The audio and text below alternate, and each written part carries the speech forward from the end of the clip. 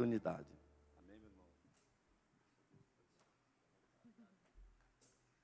Vamos estar orando. Eu creio que ele já está nas mãos do Senhor, mas nós vamos estar agradecendo ao Senhor para que Deus possa falar com mais clareza aos nossos corações. Amém?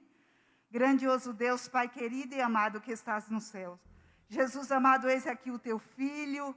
E nesta hora, Senhor amado, eu tenho certeza e convicção de que o Senhor, Pai, irá trazer aos nossos corações, Pai, uma palavra do céu. Palavra essa, Senhor amado, que irá, Senhor amado, saciar a nossa sede espiritual. Senhor amado, fala, Senhor amado, aos nossos corações com mais clareza nesta manhã. Jesus amado, sacia nesta manhã, Pai, a nossa sede espiritual. Jesus amado, derrama da tua unção, Senhor amado, e abençoa, Senhor amado, a vida da tua igreja. É assim que eu te peço, crendo e acreditando na vitória, em nome de Jesus. Amém? Receba o servo do Senhor com as palmas, em nome de Jesus. Graças a Deus. A paz do Senhor Jesus. Por favor, Evangelho de Mateus, capítulo 14. Se você puder, pegue a sua Bíblia. Evangelho de Mateus, capítulo 14. Enquanto você procura, quero louvar a Deus por mais uma vez poder estar na presença do Senhor.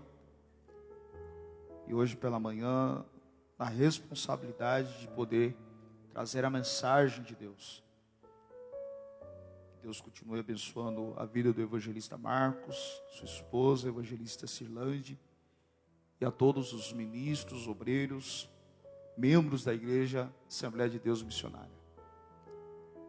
Quem me ouve, diga amém. Ô glória.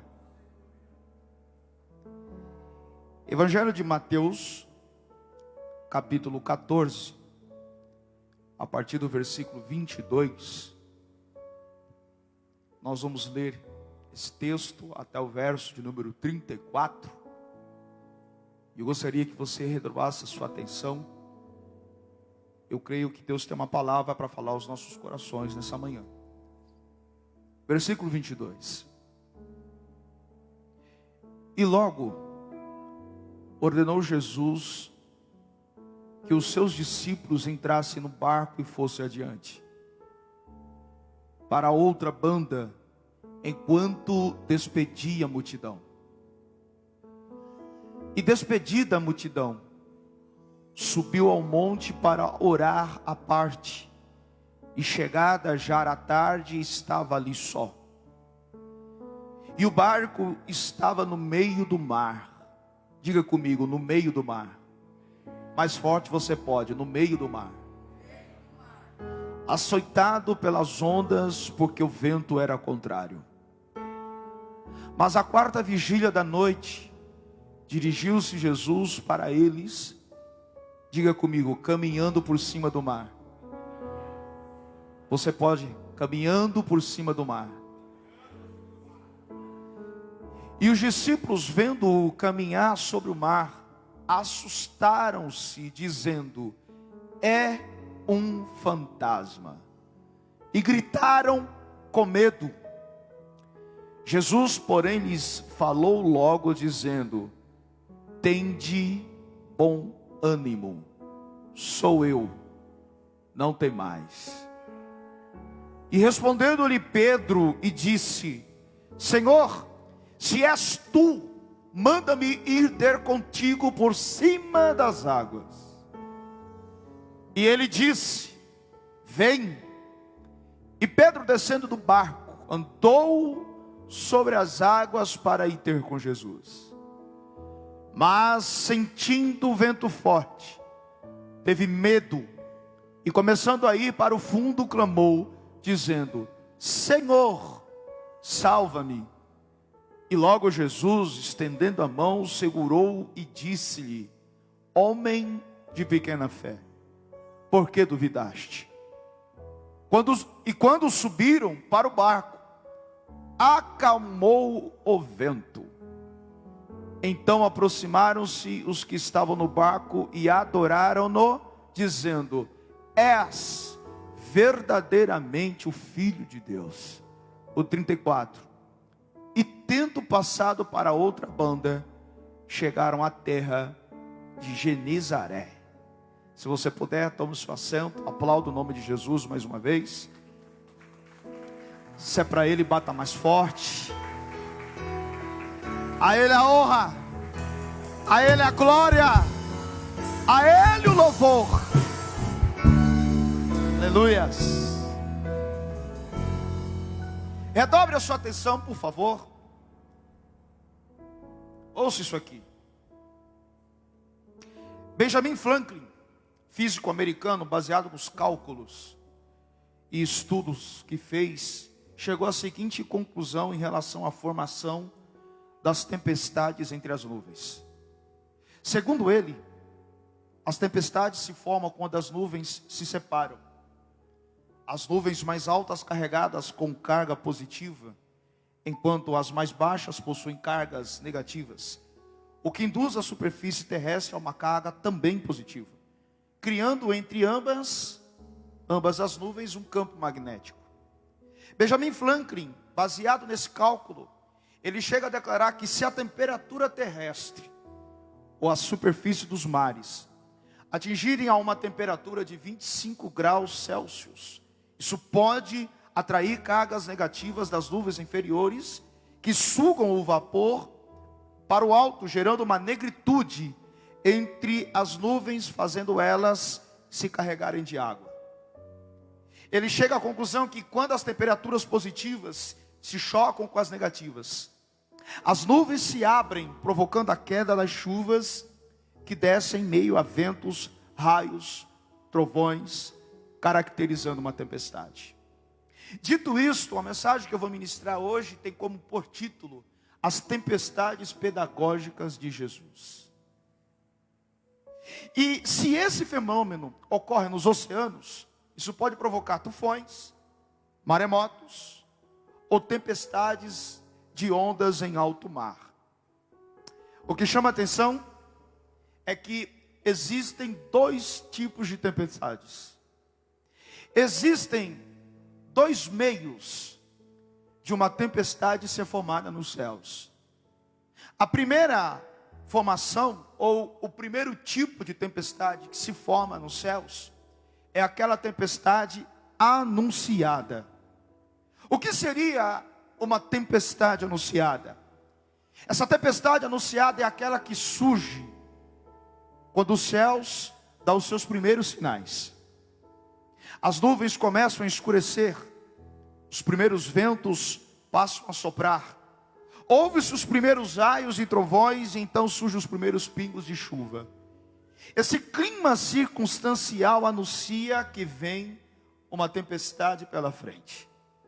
Eu disse que o primeiro tipo de tempestade é aquela que é formada, é aquela que é anunciada previamente. Isso ocorre quando os céus começam a dar os seus primeiros sinais. Essa é a tempestade anunciada. O segundo tipo de tempestade é aquela tempestade que surge sem avisar. Quando Benjamin Franklin, esse físico americano, ele fez esses cálculos, ele também detectou que existem tempestades que se formam sem avisar. É aquela que é diferente, porque aquela que é anunciada, os céus anunciam que vem uma tempestade. Mas aquela tempestade que vem sem avisar, por mais avançada que seja a tecnologia, os meteorologistas não conseguem identificar esse tipo de tempestade. Ela é chamada de tempestade tropical, enquanto a anunciada é chamada de tempestade circunstancial. A sem avisar, ela é chamada de tempestade tropical. Surge sem avisar, pega de surpresa sem aviso prévio. E isso nos faz entender que a grande característica desse tipo de tempestade é que com a mesma velocidade que surge, com a mesma velocidade ela vai embora também. Já entendeu onde eu vou chegar, né? Porém ela nunca deixa de fazer os seus estragos. Eu disse e torno a repetir. Segundo a tecnologia, segundo os especialistas, 2 tipos de tempestades. Aquelas que surgem anunciando uma tempestade. E o primeiro sinal a gente vê no céu. E a segunda tempestade, ou o segundo tipo de tempestade, é aquela que vem sem avisar. Que nem os meteorologistas conseguem identificar. Essa tem uma característica especial. Ela vem com rapidez. E da mesma forma que vem rápida, ela também vai rápida. Só que ela não deixa de fazer os seus estragos. Redobre a sua atenção.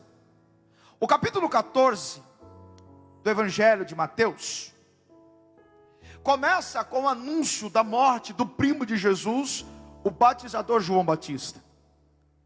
É nesse momento que a voz do deserto, anunciando o Messias, se silencia para que a voz do sumo ou do supremo pastor seja conhecida. Jesus humanamente sentiu, no capítulo 14 do Evangelho de Mateus, ele sentiu a tristeza da morte de João Batista. E é nesse momento que ele planeja algum tempo de descanso para ele e para os seus discípulos. Jesus, então, chama os seus discípulos, sobem em um barco para atravessar o mar da Galileia ou o lago de Genezaré, para algum tempo de descanso do outro lado do mar, no deserto. Jesus, ele está com seus discípulos no barco, atravessando o mar da Galileia, para um momento de repouso e também para passar aquele momento do luto pela morte do seu primo. Só que o que chama a atenção é que ao chegarem do outro lado do deserto, as férias, elas são interrompidas, porque tem uma multidão de 5.000 homens, tirando mulheres e crianças, que estão esperando Jesus chegar do outro lado. Nesse momento, Jesus suspende o descanso. Os discípulos tentam argumentar com Jesus que já está tarde, e por isso os aconselha a despedir a multidão.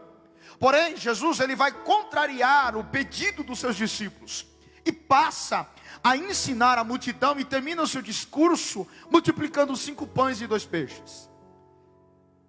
O cenário nos mostra que já estava anoitecendo, quando Jesus, neste momento, ordena os seus discípulos a subirem no barco para interromper o descanso e voltarem para suas casas. Enquanto isso, diz o texto que Jesus ficaria ali no deserto com a multidão, se despedindo dela. Os discípulos sobem no barco, começam a atravessar o mar da Galileia de volta para Cafarnaum, enquanto Jesus se despede do povo no deserto. Jesus se despede do público, e quando ele termina de se despedir do público, ele sobe ao monte, mesmo cansado, para orar pelos seus discípulos. O que chama a atenção é que, segundo a geografia bíblica, o mar da Galileia tem na sua espessura ou na sua largura 13 quilômetros de extensão. Ou seja, para atravessar o mar da Galileia de barco, era necessário navegar por 13 quilômetros. E é no momento que Jesus está no monte orando, que o barco dos discípulos começa a alcançar os primeiros 7,5 quilômetros. E o texto declara que eles já estavam no meio do mar. Isso indica mais de 7 quilômetros de navegação depois. Os discípulos estão no meio do mar quando uma tempestade violenta se forma, atingindo o barco deles. E o versículo 24 diz que eles estavam no meio do mar quando são atingidos por uma tempestade. A pergunta que surge é: por que Jesus se despediu dos discípulos antes de se despedir da multidão? Observe que Jesus primeiro se despede dos discípulos e os ordena a entrarem no barco para atravessar o mar, enquanto ele despede a multidão. A pergunta que surge é: por que Jesus despediu-se primeiro dos discípulos para depois se despedir da multidão? Aqui há 2 razões para isso. A primeira razão é que Jesus se despediu primeiro dos discípulos para livrá-los da tentação. E qual era essa tentação?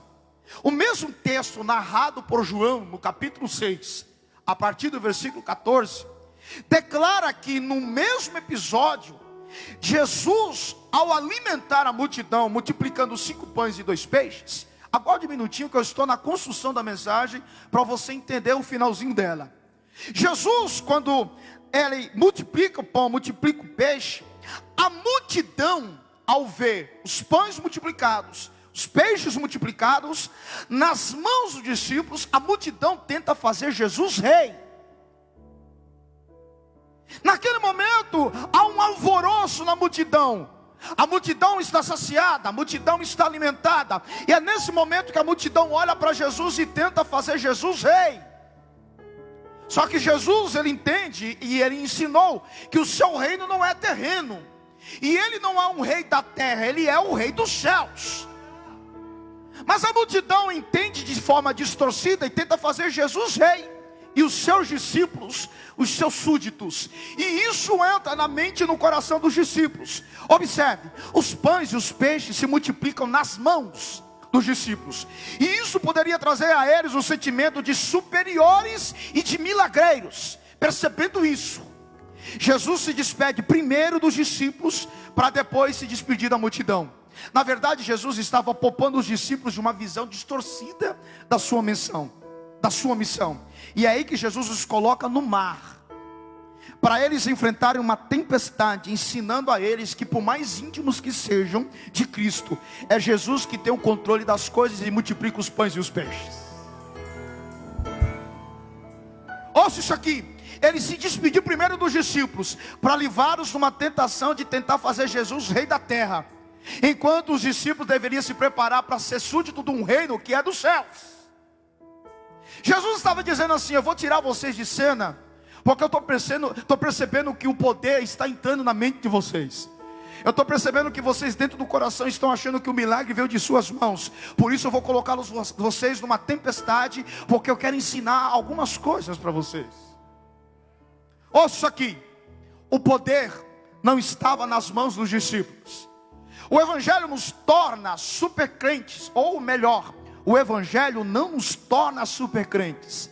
E quando isso ocorre, Jesus prepara uma tempestade pedagógica para nos ensinar que somos servos e não senhores. A segunda razão pela qual Jesus se despede primeiro dos discípulos e depois da multidão é que Jesus despediu os discípulos primeiro para orar por eles na hora da provação. Diga para quem está perto de você: você é fruto de uma intercessão de Jesus. Diga mais uma vez: a casa só não caiu porque Jesus orou por você.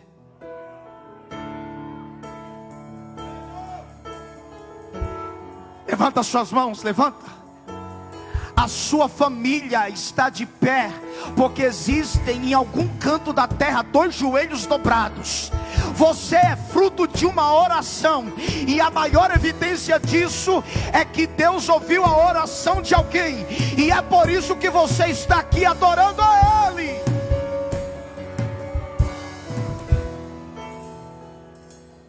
Jesus se despediu dos discípulos para ir para o monte orar por eles. João capítulo 6, versículo 48 diz que Jesus estava no monte orando quando os viu em dificuldade. O Senhor viu a tempestade atingir o barco e intercedia por eles. Observe, não há nada que fuja do controle de Deus. Isso nos ensina que se estamos de pé é porque 2 joelhos estão dobrados e intercedendo por nós. Não há tempestade que nos atinja sem antes o Senhor não esteja vendo. Deus não vê do olho do furacão, e do olho do furacão Ele intervém. Deus cuida de você até no olho do furacão. Posso pregar? A tempestade que atingiu o barco dos discípulos no mar da Galileia nos ensina grandes lições. A primeira grande lição que o texto nos ensina é que as tempestades da vida chegam mesmo quando estamos no caminho da obediência. Eu vou dizer de novo. As tempestades da vida chegam, mesmo quando estamos no caminho da obediência. Jesus deu a ordem para eles entrarem num barco e voltar. Então os discípulos entram no barco e voltam para Cafarnaum conforme a ordem de Jesus. O versículo 22 diz: e Jesus os obrigou a subir no barco, atravessar o mar da Galileia e voltar para Cafarnaum. O texto diz que eles obedeceram. Ouça isso aqui. A vida não se desenrola numa estufa espiritual, nem numa colônia de férias. As tempestades chegam e chegam para todos. Se você nunca passou por uma tempestade, se prepare, porque você vai passar em algum momento.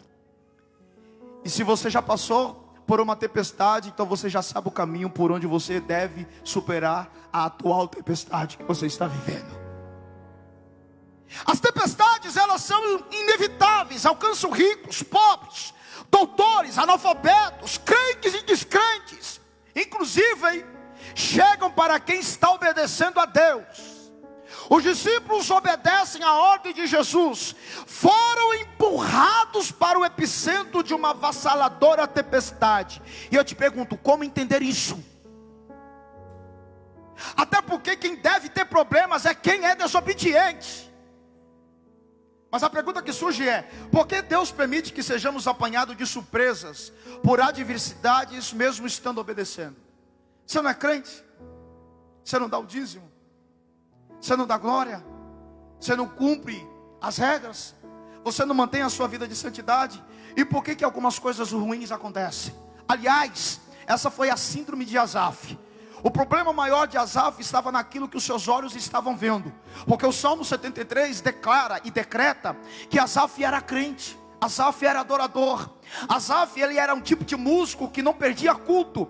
Asaf era um tipo de adorador que adorava no templo, adorava na sinagoga, adorava no tabernáculo, adorava na tenda da congregação. Mas quando ele começa a reparar que os ímpios, que os injustos estão em melhores planos do que ele, está em melhores condições do que ele começa a questionar a sua fé. Porque eu tenho me santificado, sendo que os ímpios estão em melhores condições? Em vão eu tenho mantido a minha integridade diante de Deus, porque os ímpios, até na morte deles, eles morrem de morte natural, enquanto os ímpios morrem de morte violenta. Aonde está a justiça do Deus da terra? Até quando chega o Salmo 73, versículo 17, quando ele decreta e entra no templo, no santuário de Deus, e Deus mostra a diferença dele para quem é ímpio. Quem é ímpio, ainda que esteja bem na terra, não guardará a sua salvação, mas o ímpio, ou melhor, o justo, mesmo nas suas tempestades, está construindo uma eternidade para ele, ainda estando na terra. Ainda que sofra, ainda que surja situações tempestivas, Deus está dizendo: eu estou te lapidando, eu estou te criando casca, eu estou te criando estrutura. Levanta a tua mão, crente, e adora. Jesus está te criando, está te estruturando através da tempestade.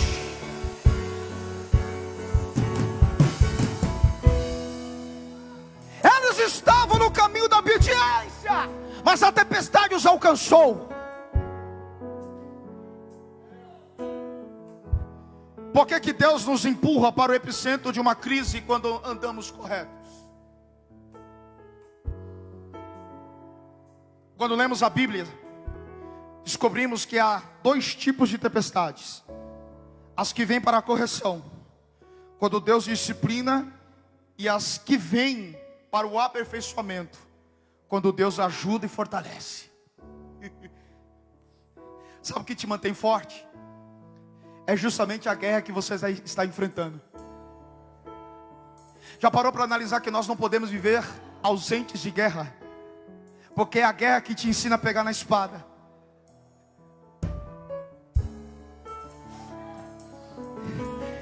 É a guerra que te faz identificar o inimigo.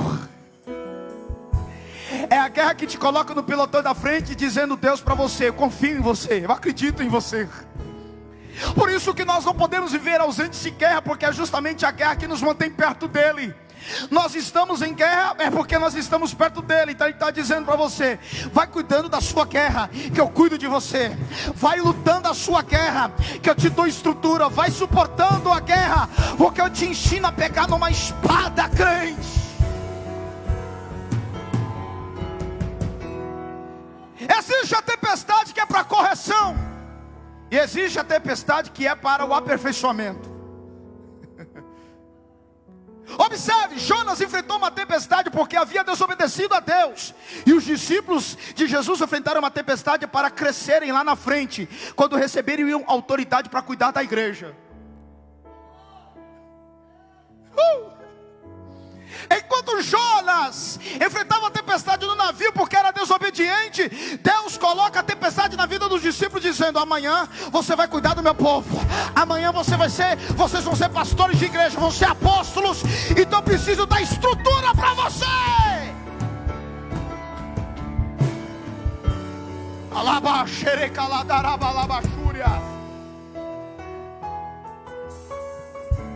Ouça isso aqui.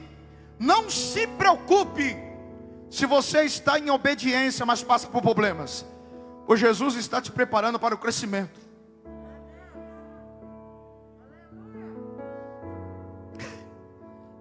Não existe crescimento sem guerras. Eu vou dizer de novo. Não existe crescimento sem momentos difíceis. Se você está na obediência, mas está passando por tempestade, se prepare, tem coisa nova chegando. Como profeta de Deus, levante as suas mãos. Se você está obedecendo a Deus, mas passa por problemas, Deus ele me manda te dizer nessa manhã: se prepara, porque eu estou te conduzindo para caminhos melhores. Se prepare, porque eu tenho produzido para você lá no futuro um caminho de excelência. A tempestade te prepara para eu te colocar em outro patamar. A tempestade te prepara para fortalecimento da fé. A tempestade, mesmo em obediência, está te conduzindo a um caminho de vitória. Com as suas mãos erguidas e mãos levantadas é sinal de vitória. Eu profetizo: receba crescimento, receba fortalecimento na tempestade. Não deixe a sua fé ser engolida pelas ondas. Deus está te preparando para algo muito melhor. Quem pega? Quem pega? Quem pega? Quem pega? Quem pega? Quem pega? Quem pega? Labaxereba calabaçúria. Adore ao teu Deus nesta manhã.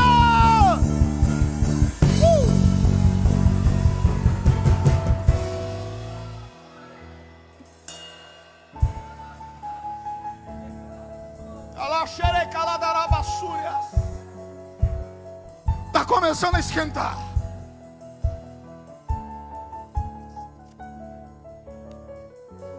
A segunda verdade do texto: as tempestades da vida se agravam quando Jesus parece demorar. Os discípulos passaram horas amargas e de grande desespero procurando remar contra a maré.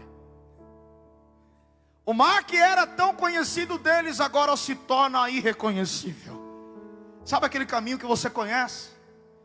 De repente a tempestade, o problema está tão grave que você passa a irreconhecer aquilo que você já conhece.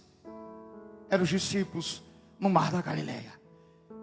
Eram dali que eles tiravam o sustento das suas famílias, porque eles eram pescadores, eles conheciam cada canto do mar. Mas a tempestade tornou aquilo que era conhecido irreconhecível. Já passou por isso?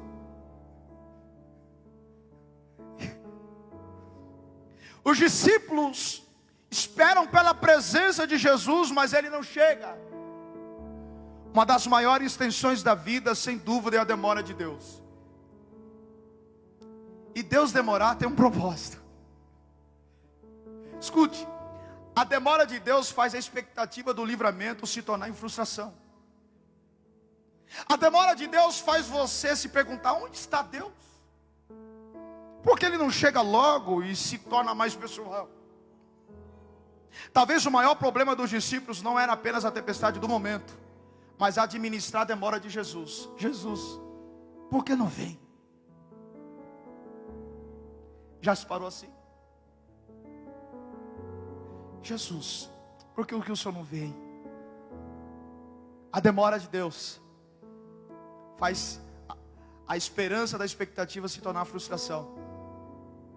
Mas só que a demora de Deus nos ensina algumas coisas.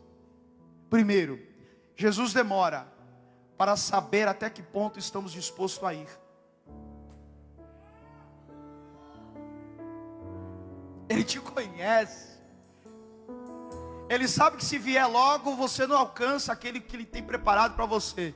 Então Ele demora para saber. Eu quero saber até que ponto Ele está disposto a ir.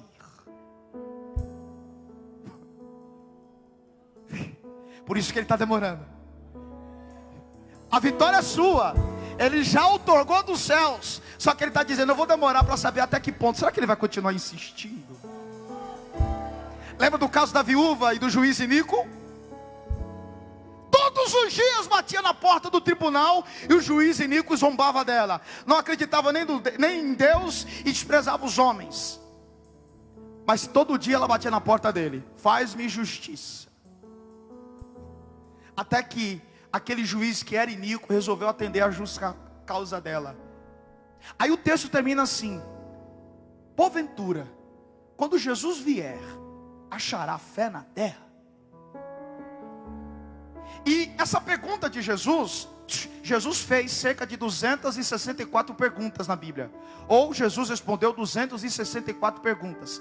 Essa de Lucas 18, Jesus deixou sem responder e não respondeu. Até porque essa pergunta, quando Ele vier, achará fé na terra, não é Ele que tem que responder. E aqui existem duas situações. Porventura, quando o Filho do Homem vier, achará fé na terra? Trata-se do arrebatamento. Quando Ele vier, Ele achará a igreja preparada? Esse é um ponto. Agora o segundo aspecto é interessante.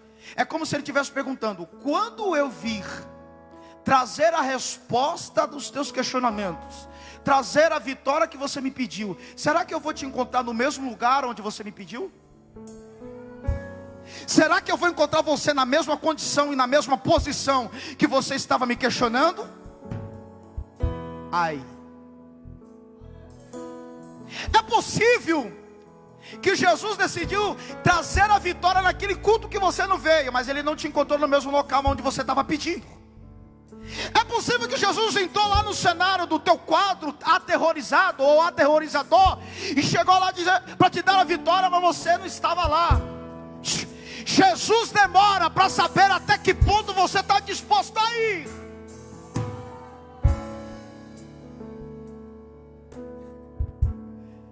Segundo, Jesus demora esperando que todos os recursos humanos que disponibilizamos se acabem para Ele agir. Olha só, enquanto houver recurso humano sendo utilizado, Jesus vai continuar demorando. Enquanto não decretarmos a falência dos nossos recursos, Jesus vai continuar demorando.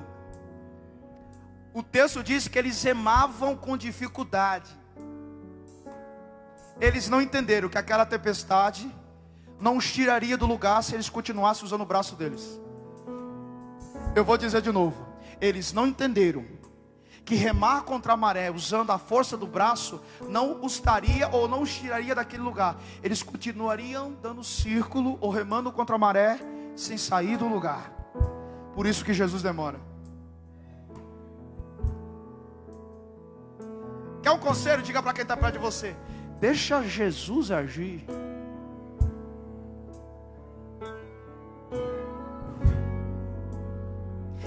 Diga. Tire o seu braço. Deixa Deus colocar a mão dele. A mão dele é melhor do que a sua.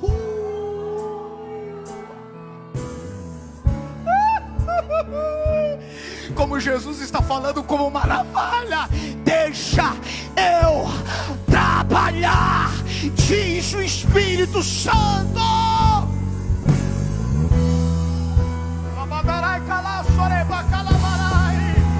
Não tente ajudar Deus. Deus é perfeito naquilo que Ele faz. Deixa Deus trabalhar, crente.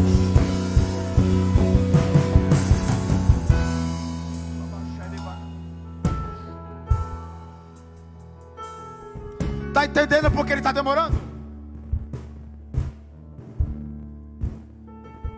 Terceiro, Jesus demora para que as intenções do coração humano sejam reveladas. Não há nada melhor do que uma tempestade para Jesus saber até que ponto estamos acreditando. Tem horas que Jesus nos coloca em situações para você se revelar.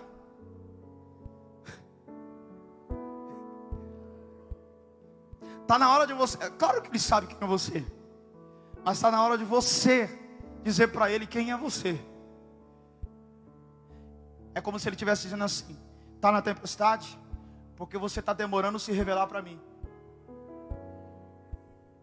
Então eu vou demorar esperando você se revelar.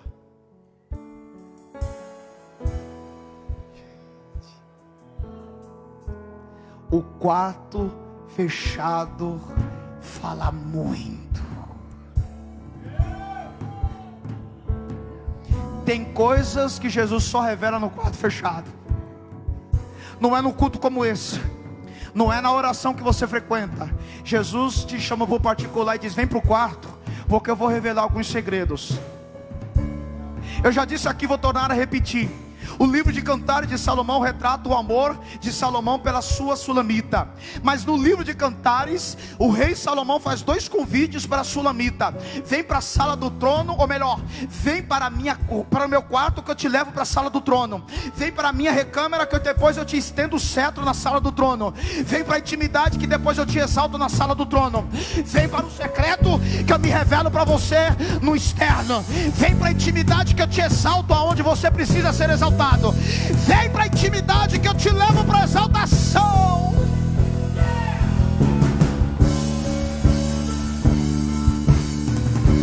Levanta a tua mão, adora. Ele decidiu visitar a tua alma. Vem para o secreto, vem para a intimidade, vem para o louvor, vem para a adoração. Diga: Deus, eu preciso de ti. Diga algo para Ele.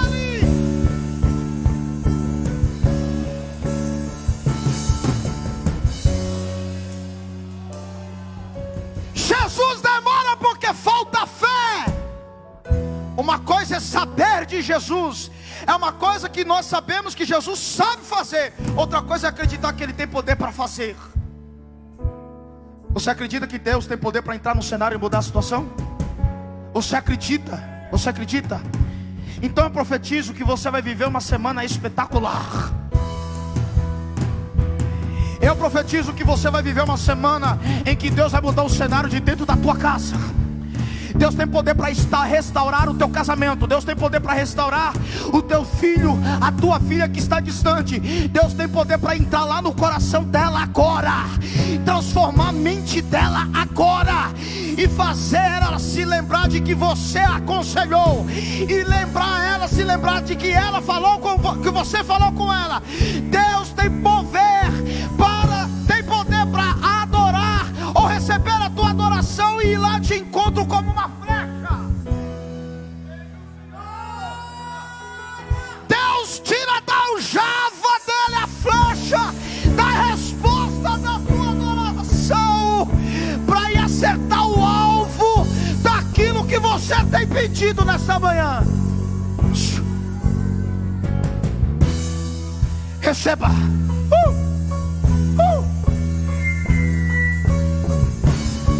Como uma flecha, Deus atinge aquele coração agora.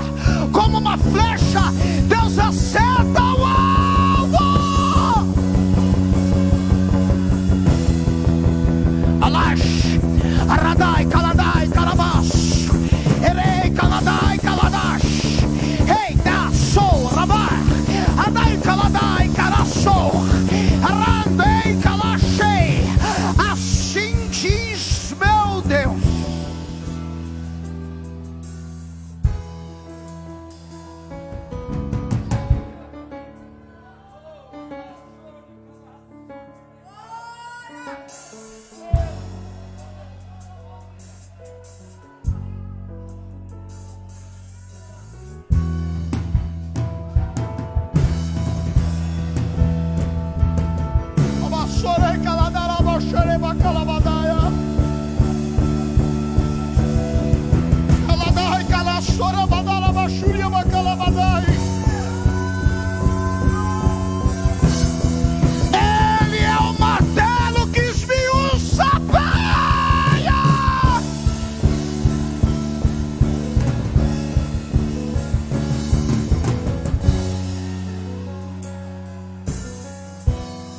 Ouça o que ele diz em Ezequiel 36. Eu tiro o coração de pedra e coloco o sentimento. Dou um coração novo. Chega de indiferença. Chega de ser vitimizado por alguém que não valoriza aquilo que você faz. Chega de se ferir por querer tanto ajudar e a pessoa não reconhece. Jesus está dizendo: eu passo como bálsamo de Gileade na tua alma. E eu digo para ti, mulher, eu ouvi a tua oração, eu contemplei o teu clamor. Eu tiro a tempestade e coloco a tempestade. Eu coloco a tempestade e tiro a tempestade. Jesus está dizendo: aquieta-te, vento, acalma-te, mar, só eu não temo.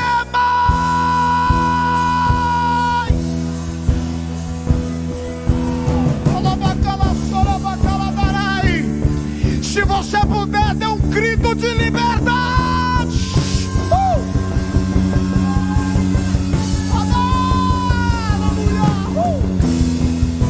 Jesus é contigo. Jesus te fortalece. Jesus te visita. Ele vai dizendo: acalma a tempestade. Eu digo: tempestade, aquieta-te.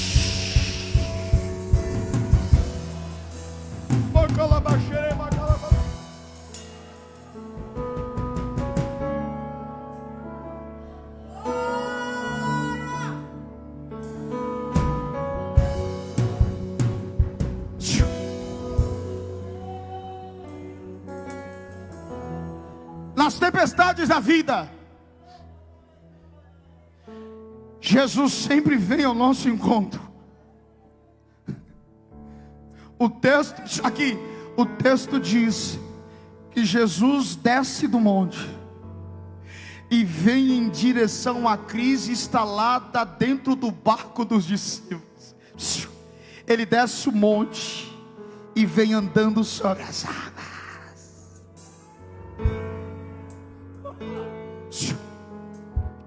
Os problemas são como as ondas do mar. Quando uma onda se quebra na praia, a outra já está se formando. Quando você pensa que está se recuperando de um solavanco, vem a outra onda e te joga no chão. Só que Jesus chega. Jesus não chegou atrasado ao mar da Galileia. O seu socorro veio na hora oportuna. Deus conhece o teu limite.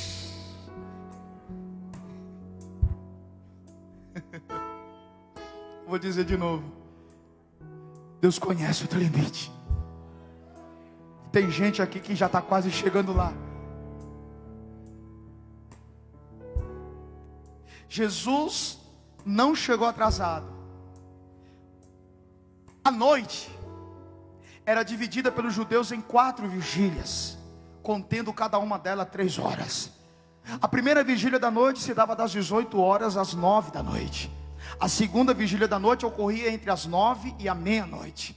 A terceira vigília da noite era correspondente à meia-noite, às 3 horas da manhã. A quarta vigília da noite se dava entre as 3 da manhã e as 6 horas da manhã. Jesus apareceu na quarta vigília. Aqueles discípulos, eles entram no barco ao cair da tarde. Era dia quando chegaram ao meio do mar, ou estava anoitecendo. Se Jesus chegou na quarta vigília, então pelos cálculos, estes homens estão remando contra a maré, já fazem mais de 9 horas. Eles remaram com todo o empenho, do cair da tarde até as 6 da manhã. E ainda estavam no meio do mar, no epicentro do problema, no ponto mais fundo, mais preciso ou mais perigoso, mais preciso, no olho do furacão. Estava escuro, a negritude do momento impedia eles de ver o livramento. O vento era contrário, os mantinha no mesmo lugar.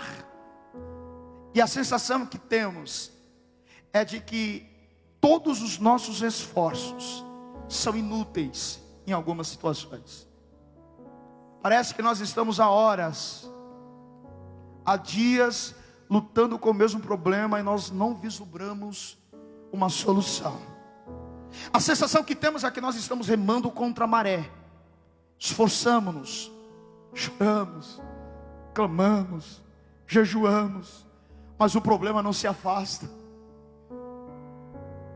Mas é aí quando tudo parece estar perdido, quando chega a hora mais escura da madrugada da crise, Jesus aparece por fim, para pôr o fim aos dramas da nossa vida. E o socorro de Jesus no mar revela alguns detalhes interessantes. Primeiro, Jesus não vem nos socorrer quando desejamos, mas Ele vem quando necessitamos. Escute, enquanto não decretarmos a falência dos nossos recursos pessoais, emocionais, sentimentais, Jesus não pode aparecer para ajudar. Ele não vem quando desejamos, Ele vem quando necessitamos. Segundo, as tempestades, elas não são autônomas, nem chegam por acaso. Todas as circunstâncias da nossa vida existem ou estão existindo porque estão na agenda de Deus. Tudo está na agenda de Deus. Pode não estar na sua agenda, mas na agenda dele está programado. É mais ou menos assim. Para você é mais um culto. Para Deus, Ele diz: esse é o momento em que eu vou pôr o fim da tempestade. Eu vou dizer uma coisa: você está na agenda de Deus, e nada que acontece com você pega Ele de surpresa.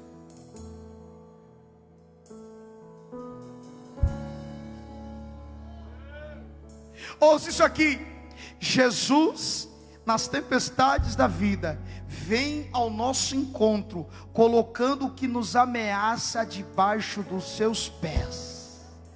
Ei, sabe como que Jesus veio? Andando sobre as ondas. Pega isso aqui, crente, ó. Ele veio pisando naquilo que causava mais medo no barco. Jesus está pegando o teu problema. Jesus está pegando aquilo que te causa dor e está dizendo: fica calmo, eu piso sobre aquilo que te traz mais dor, para ir ao teu encontro e te socorrer. Ó, aquilo que te causa mais medo, aquilo que causa pavor no barco, Jesus está dizendo: eu vou demonstrar o meu poder. Eu não vou voando, eu não vou de paraquedas, eu vou andando por aquilo que te traz mais medo, andando sobre as águas. Quando Ele pisa na onda, Ele está dizendo: quiete-te, cala-te, se controla. Eu vou socorrer os meus servos no barco. Eu controlo a onda e coloco ela debaixo dos meus pés.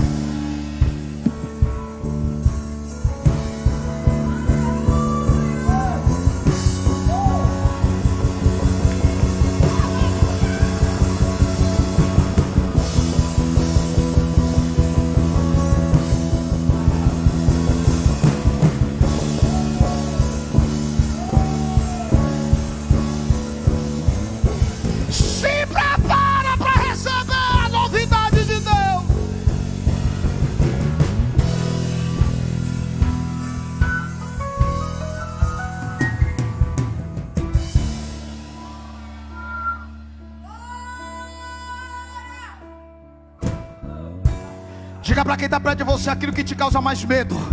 Jesus passa por cima dela hoje.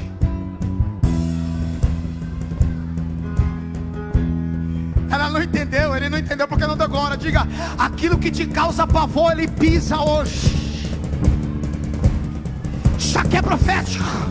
Jesus está indo ao encontro do teu barco, andando pelas ondas ou sobre as águas. Ele controla aquilo que está te ferindo, mulher.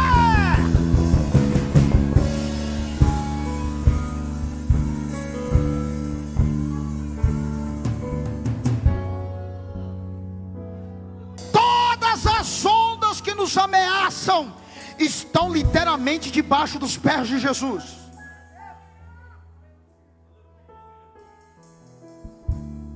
O mar era um gigante.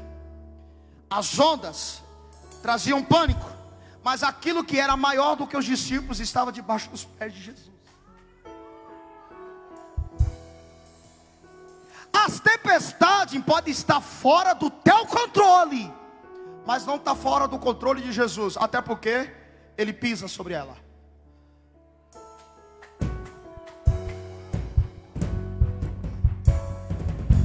Jesus está aqui, ó.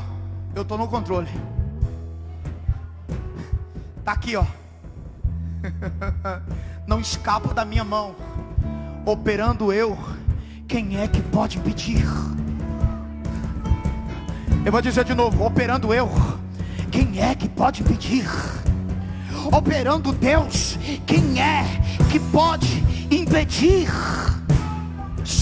Olha o que chama atenção, olha o que chama atenção. Jesus faz da própria tempestade dos discípulos o seu caminho para chegar até nós.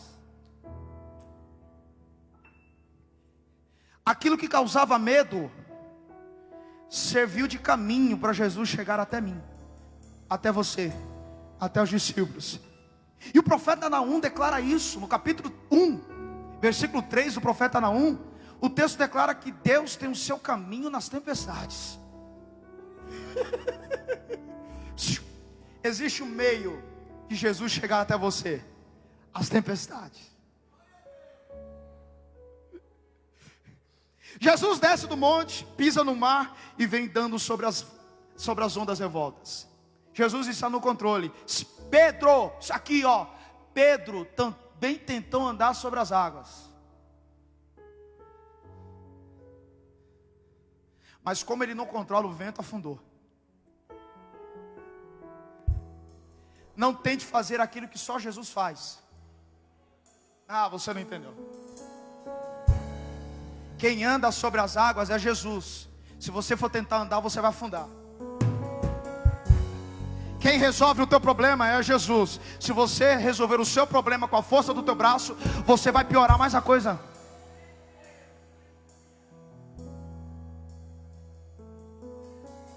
Você não consegue controlar aquilo que está no controle de Deus.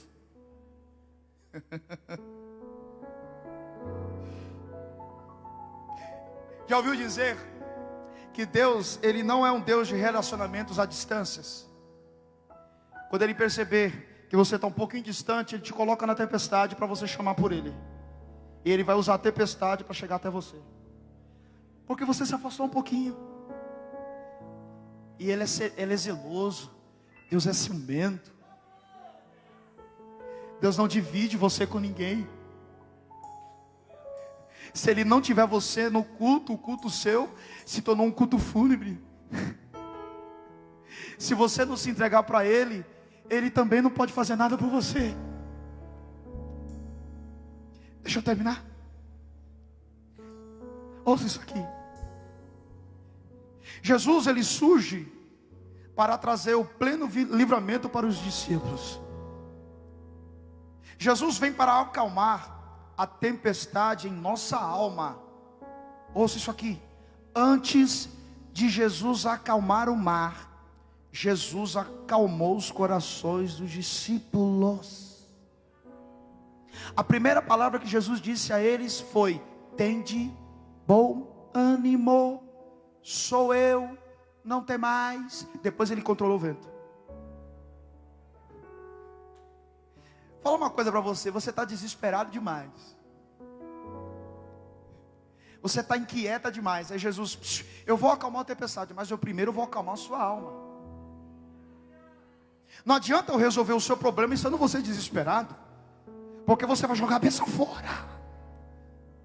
Primeiro Ele resolve o problema interno. Deixa eu acalmar você. Sou eu, não tem mais, tem de bom ânimo. Depois, cala-te vento, aquieta-te mar. Primeiro, tem de bom ânimo, sou eu, não tem mais. Depois, aquieta-te vento, cala-te mar. Vou dizer de novo. Primeiro, tenha bom ânimo, sou eu, não tem mais. Segundo, acalma-te vento, cala-te mar. Não adianta Jesus acalmar a tempestade, vocês estão desesperados.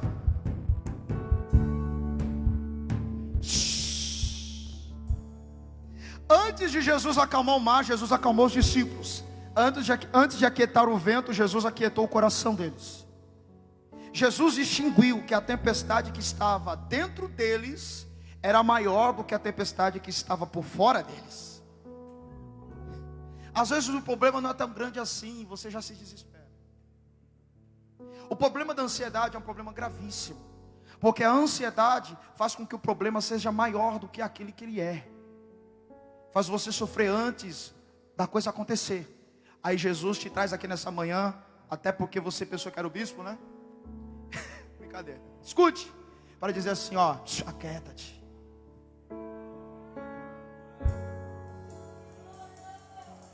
Com todo respeito, viu? Aquieta-te.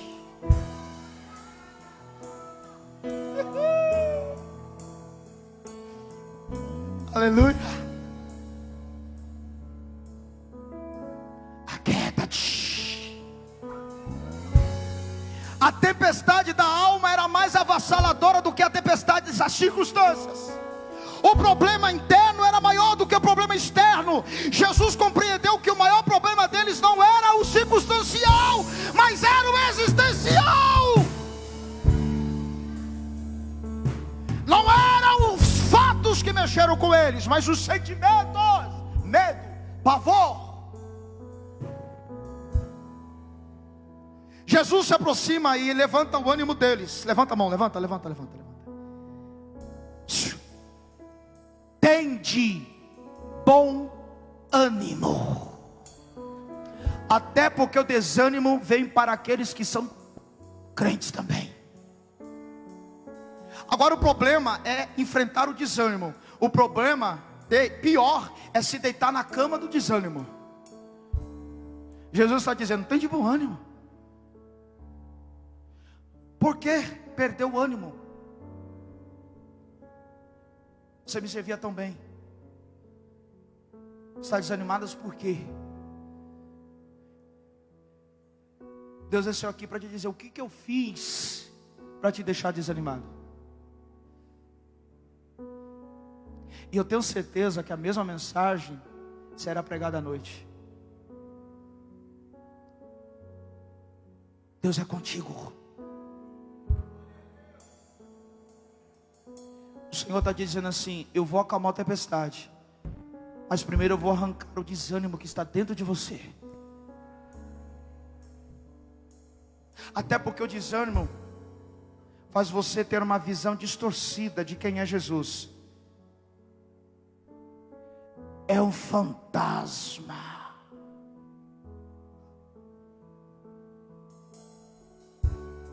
Diga para quem está perto de você, não.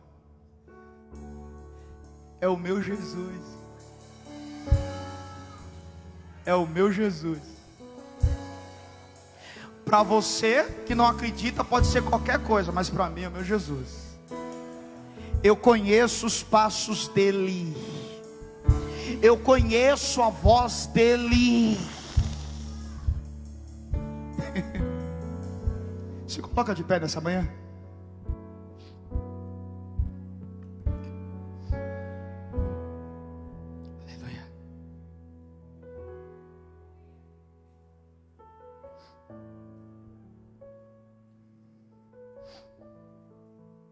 Aleluia.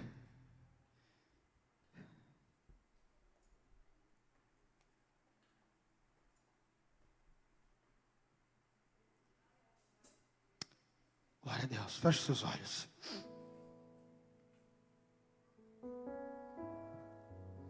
Jesus olha para os 12 medrosos e diz: homens de pequena fé, por que duvidaste? Jesus sabia que mantendo os discípulos perto da multidão que queria fazer dele rei, e eles de seus assessores pessoais, iria mexer com o ego, com conteúdo espiritual. Eles tinham tendência para isso. Eles poderiam cair na tentação de serem realmente grandes perto do rei pelo fato dos pães e dos peixes se multiplicarem em suas mãos. E Jesus colocou uma tempestade pedagógica. Oh, Jesus. Com seus olhos fechados, suas duas mãos sobre o teu coração. Aleluia. Olha o que o Espírito Santo faz nessa manhã. Ouça a voz do Espírito Santo. Aleluia. Diga para você mesmo: Senhor, acalma minha tempestade. Diga: Senhor, acalma minha tempestade, Senhor.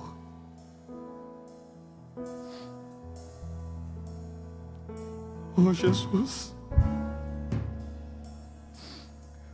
o meu barquinho está sacudindo para lá e para cá, Jesus.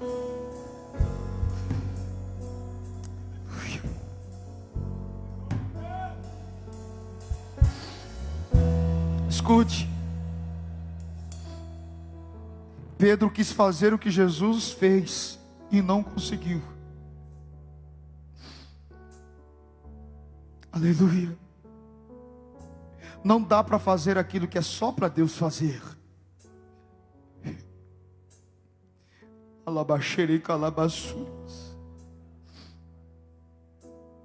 Não é a sua palavra de persuasão que vai trazer de volta aquele que está distante.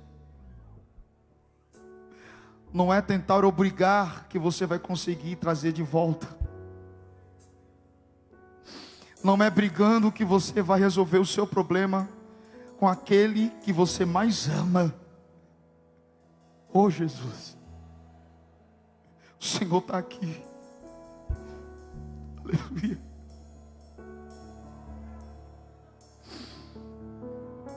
Aleluia. Aleluia. Aleluia.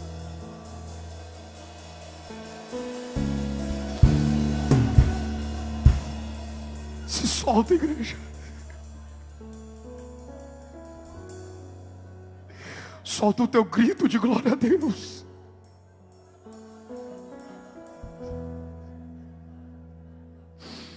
Solta o teu grito de desespero. Aleluia.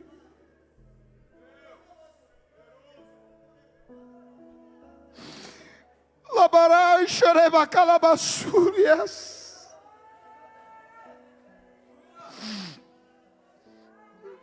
Solta, solta, solta.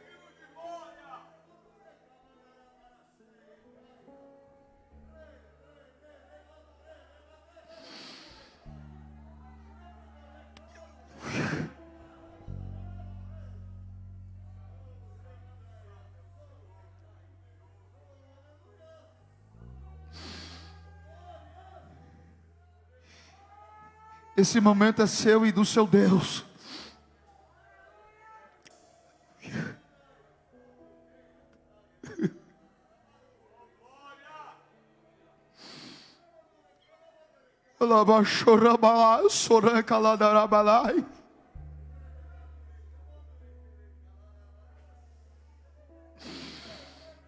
Desabafa com o Espírito Santo.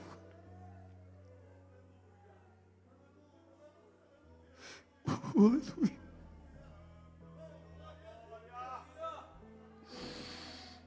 Às vezes nós estamos preocupados em querer agradar homens,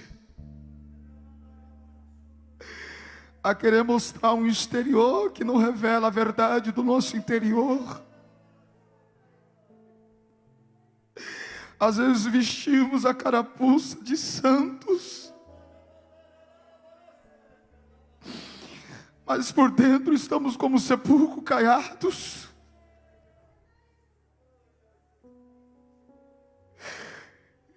Espírito Santo, liberta a tua alma.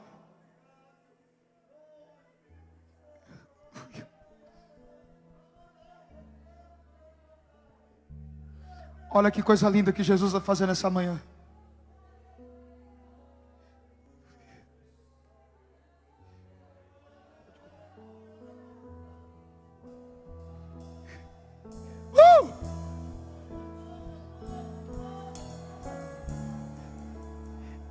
Receba a saúde. Receba a saúde na tua alma. Ou como eu sinto a presença de Deus em cima desse altar.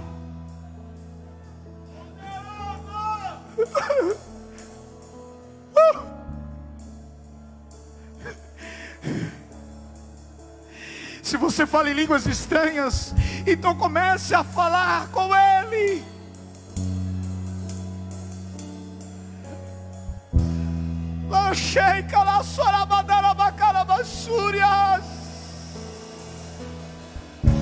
Coloca as suas mãos sobre a tua cabeça. Coloca. Se você puder, coloca as suas duas mãos sobre a tua cabeça. Aleluia. Senhor Jesus, oh Espírito Santo, toca nesse meu irmão, toca nessa minha irmã agora. Oh Espírito Santo, acalma esse coração. Adore o teu Deus, adore Ele. Adore o teu Deus. Enquanto você adora, Ele te toca. Enquanto você adora, Ele te abraça.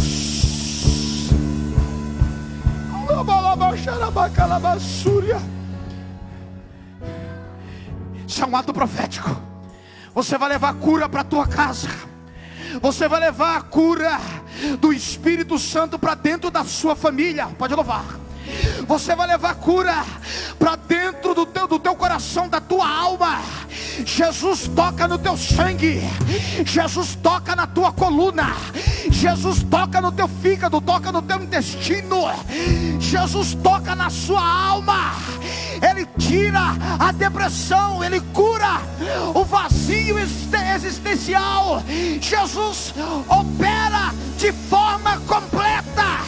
Ele te põe de pé. Ele te diz: eu te pego pela tua mão e te digo: sou eu, não tem mais. Sou eu, não tem mais. Sou eu, não tem mais. Sou eu, não tem mais.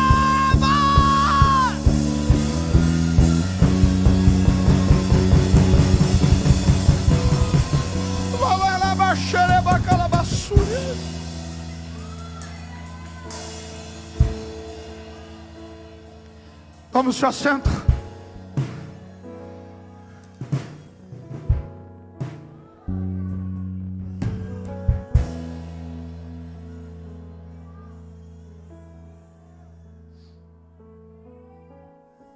Aleluia. Que Deus te abençoe. E saiba que Jesus está andando sobre as ondas da tua vida.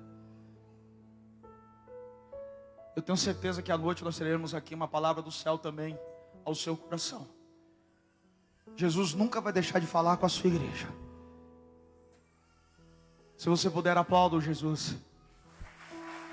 Bata mais forte. Agradeça a Ele por esse privilégio de você estar aqui e ser tocado por Ele. Isso é para Ele. A Ele a honra. A Ele a glória. A Ele todo louvor para sempre.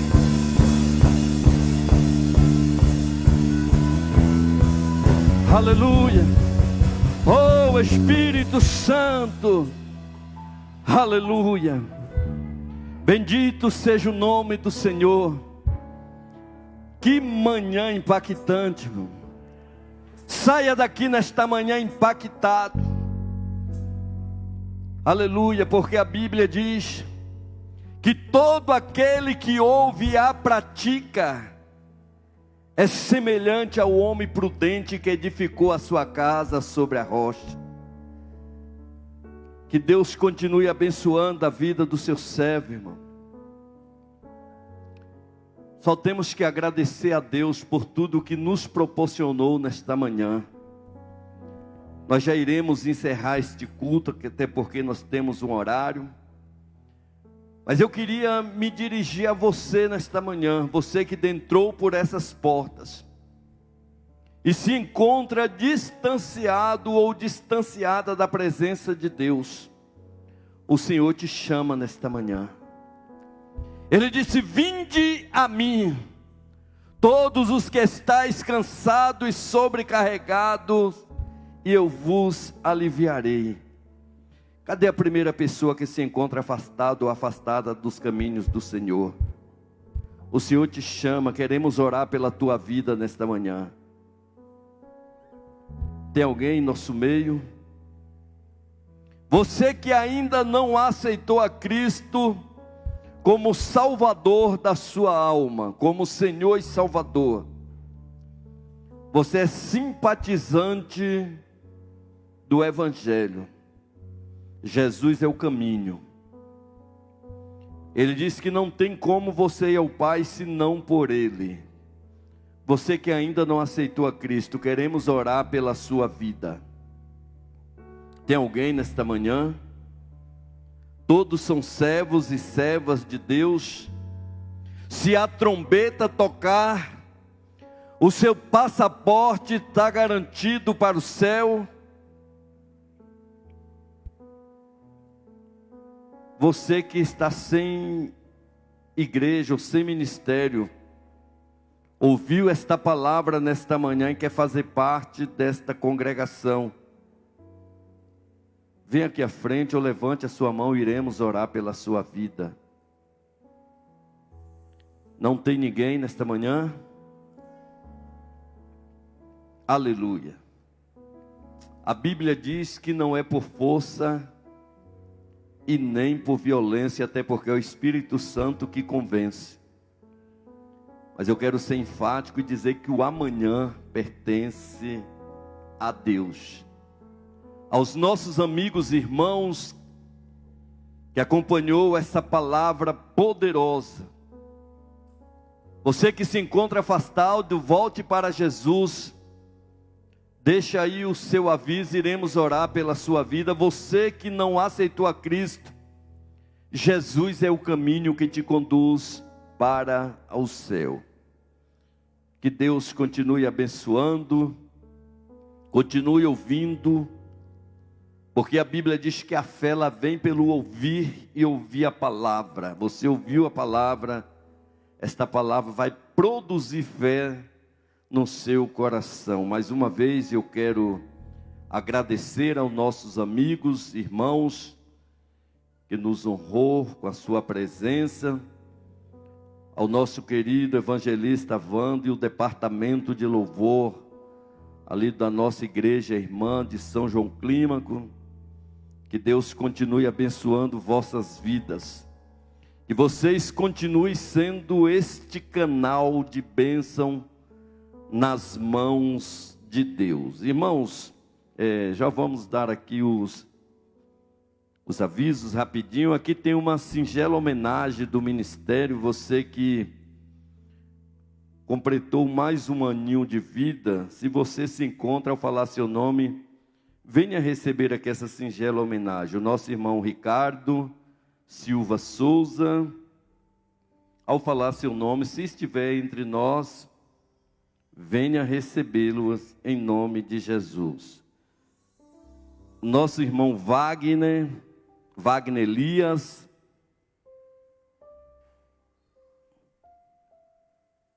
Cauã de Jesus,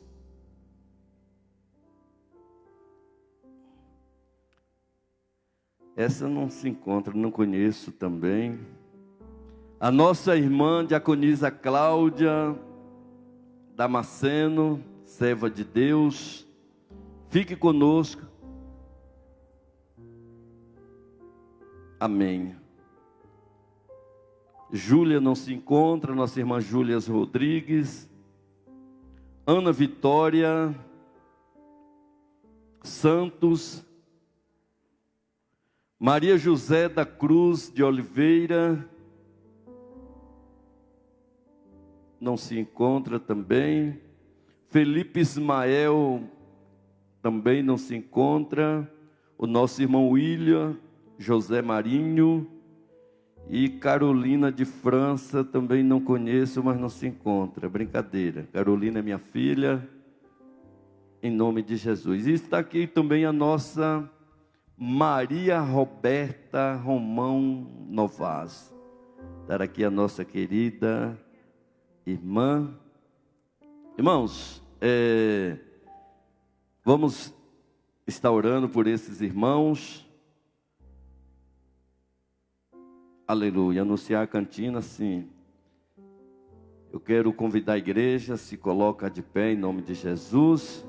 Eu queria chamar aqui a nossa diaconisa, irmã Andréia, para trazer uma singela homenagem à nossa querida irmã Andréia, irmã Roberta.